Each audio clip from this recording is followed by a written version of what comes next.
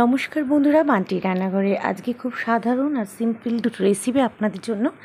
সাধারণত এই গরমকালে দুপুরবেলায় কিন্তু এই রেসিপি অসাধারণ যায় ভাতের সঙ্গে। আর নিরামিষের দিন এই রেসিপির থেকে ভালো কিছু তো আমার মনে হয় না হতেই পারে। আর চলুন, এই সহজ সরল আর হেলদি একটা রেসিপি আজকে আপনাদের জন্য। তার জন্য কাঁচা মুগ ডালটাকে কিন্তু আমি গরম জলে সেদ্ধ হতে বসিয়ে দিয়েছি। আর দেখতেই পাচ্ছেন ডালে যত ফেনা, সেই ফেনাটাকে ফেলে দিলে কিন্তু ডালের টেস্ট হয় অসাধারণ। ডালের সব ফেনাটা কিন্তু আমি তুলে ফেলে দেবো। আর ডালটা সেদ্ধ প্রায় হয়ে এসেছে, সেদ্ধ হওয়া পর্যন্ত ওয়েট করব। আর ডালটা এবারে ঢাকাটা তুলে দেখে নিলাম যে ডালটা পুরো সেদ্ধ হয়ে গেছে। প্রায় সেদ্ধ পুরো হয়ে যাওয়ার সময় কিন্তু দিয়ে দিলাম এর মধ্যে 1 চামচ পরিমাণ হলুদ। আর এবারে কিন্তু ডালটাকে একটু নাড়াচাড়া করে দেবো, হলুদটা যেন মিশে যায়। আর একটু ফুটলে ডালটা কিন্তু একটু নুন দিয়ে ডালটাকে আমি নাড়াচাড়া করে আবারও নামিয়ে দিলাম। এইভাবে যদি ডাল করেন, ডালের টেস্ট হবে অসাধারণ, আর ভাতের সঙ্গে অসাধারণ লাগবে এই ডাল রেসিপি। আর এবারে কড়াইয়ের মধ্যে দিয়ে দিলাম, খুবই সিম্পল রান্না এটা। আর গরমের দুপুরবেলায় অসাধারণ লাগে এই ভাতের সঙ্গে এইভাবে ডাল রান্না করে খেলে। এবারে কড়াইয়ের মধ্যে দিয়ে দিলাম কিছুটা পরিমাণ কাঁচা সর্ষের তেল। সেটা গরম হওয়া পর্যন্ত ওয়েট করলাম। নিয়ে নিলাম অল্প একটুখানি মৌরি, আর নিয়ে নিলাম একটুখানি সর্ষে। ফাটলে দিয়ে দিলাম ওর মধ্যে কেটে রাখা অল্প একটুখানি আম, কাঁচা আম অবশ্যই। এই কাঁচা আমটা কিন্তু দিয়ে একটু নাড়াচাড়া করে দিয়ে দেবো আমি সেদ্ধ করে রাখা, নুন হলুদ দিয়ে সেদ্ধ করে রাখা মুগের ডালটা। দেখতেই পাচ্ছেন হয়ে গেছে। এবারে লাস্টে নামানোর সময় দিয়ে দেবো পরিমাণ মতো চিনি। যেহেতু টকের ডাল, আম ডাল, এতে কিন্তু চিনিটা একটু বেশি দিতে হবে, টক মিষ্টি ভাবটা বেশ ভালো লাগে। মোটামুটি 1 চামচ পরিমাণ চিনি দিলেই কিন্তু ব্যালেন্সটা একেবারে পারফেক্ট। আর এই দেখুন, দুপুরের জন্য ডাল রেডি হয়ে গেল। বন্ধুরা, এবার এই কড়াইয়ের মধ্যে দিয়ে দিয়েছি সর্ষের তেল। আর এই সর্ষের তেলের মধ্যে ছেড়ে দেবো ঢ্যাঁড়সের মাঝখানটা কিন্তু আমি লম্বা করে এটা চিড়ে দিয়েছি, যাতে করে ভেতর পর্যন্ত মশলা পৌঁছায়। আর তার সঙ্গে ডিম দুটোকেই কিন্তু একসঙ্গে ভেজে নেব। আর ভাজার সময় দিয়ে দিয়েছি অল্প একটুখানি নুনটা দিয়ে ভাজলে কিন্তু ঢ্যাঁড়সটার যে কষা একটা ভাব থাকে সেটা চলে যায়। আর ঢ্যাঁড়সটা কিন্তু সুন্দরভাবে কিন্তু টেস্টটাও বেশ মজার হয়। এটা কিন্তু ভাজতে হবে, হালকা করেই ভাজবো, অতিরিক্ত ভাজার কোনোই দরকার নেই। আর ডিমটাও কিন্তু এরই সঙ্গে আমি ভেজে নেবো। আর একটু চাপা দিয়ে দিচ্ছি মাঝে মাঝে। আর এবারেও আবারও একটু উল্টে পাল্টে দিচ্ছি। দেখতেই পাচ্ছেন ঢ্যাঁড়সটা কিন্তু প্রায় ভাজা হয়েই এসেছে।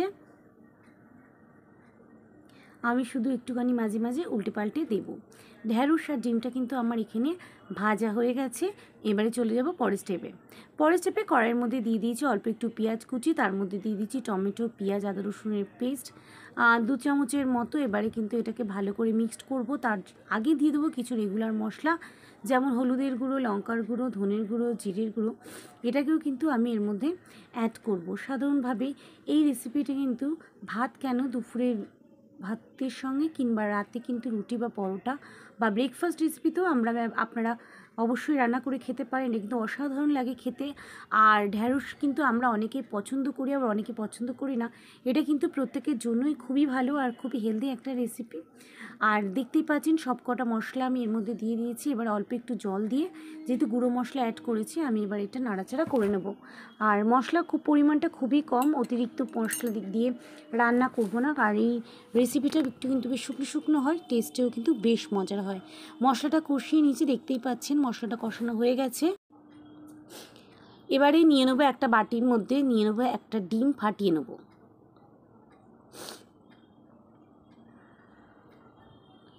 ডিমটাকে ফাটিয়ে নিয়েছি। এদিকে কিন্তু মশলাটা আমার কষানো হচ্ছে। দিয়ে দিলাম ডিমের মধ্যে একটুখানি নুন,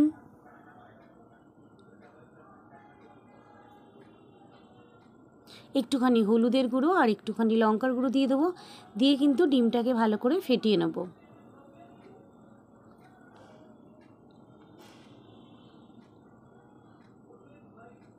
ডিমটা কিন্তু ভালো করে ফেটিয়ে নিয়েছি। নুন আর হলুদটা কিন্তু ডিমের মধ্যে মোটামুটি মিশে গেছে।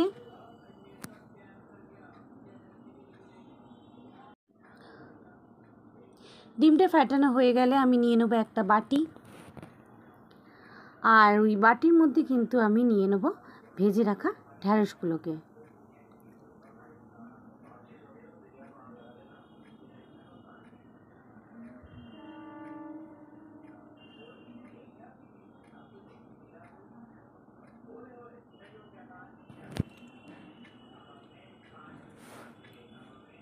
ভেজে রাখা ঢ্যাঁড়সের মধ্যে এবারে ফেটিয়ে রাখা ডিম গোলাটা আমি কিন্তু দিয়ে ভালো করে ওপর নিচ করে মিলিয়ে নেবো ঢ্যাঁড়সের সঙ্গে ডিমটাকে।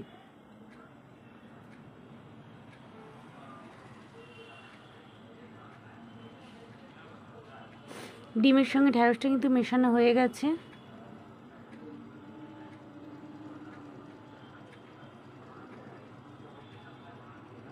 এর মধ্যে এবারে দিয়ে দিলাম কিছুটা পরিমাণ মশলা।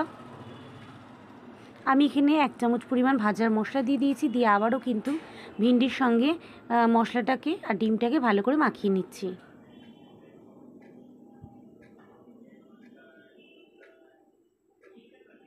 এবারে কড়াইয়ের তলায় যে মশলাটা আমার কষানো হচ্ছিল দেখতেই পাচ্ছেন মশলাটা দিয়ে তেল ছেড়ে দিয়েছে। আবারও একটুখানি মশলাটাকে নাড়িয়ে নিলাম। আর খুব সামান্য মশলা দিয়ে কিন্তু আমি ভেন্ডি রেসিপিটা করছি, তবে এই মানে রেসিপিটা খুবই চটপটা আর খুবই ইউনিক। অবশ্যই ঘরে আপনারা এইভাবে ভেন্ডি করে খাবেন, আশা করছি আপনাদের অসাধারণ লাগবে এই রেসিপি। এবারে যে রেসিপিগুলো মানে যে আলুগুলো আমি ভেজে রেখেছিলাম কটা আলু এর মধ্যে দিয়ে দিয়েছি। আপনারা চাইলে আলু নাও দিতে পারেন, এখানে আমি কটা আলু দিয়েছি, দিয়ে মশলাটার সঙ্গে একটু কষিয়ে নেব।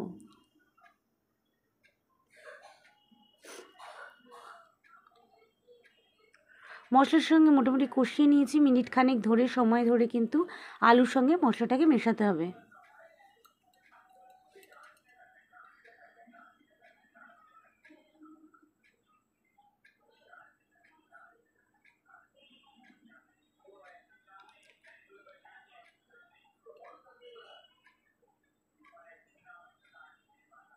এবারে মশলা আর ডিম মেশানো ঢ্যাঁড়সটাকে কিন্তু এই আলুর উপরে আমি দিয়ে দিলাম।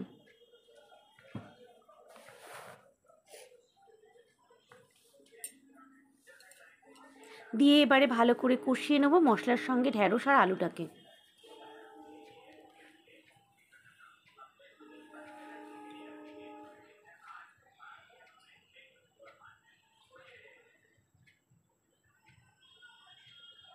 রেসিপিটি ইতিমধ্যে যারা দেখছেন তারা অবশ্যই কমেন্টে আমাকে লিখে জানাবেন আপনাদের রেসিপিটা কেমন লাগলো।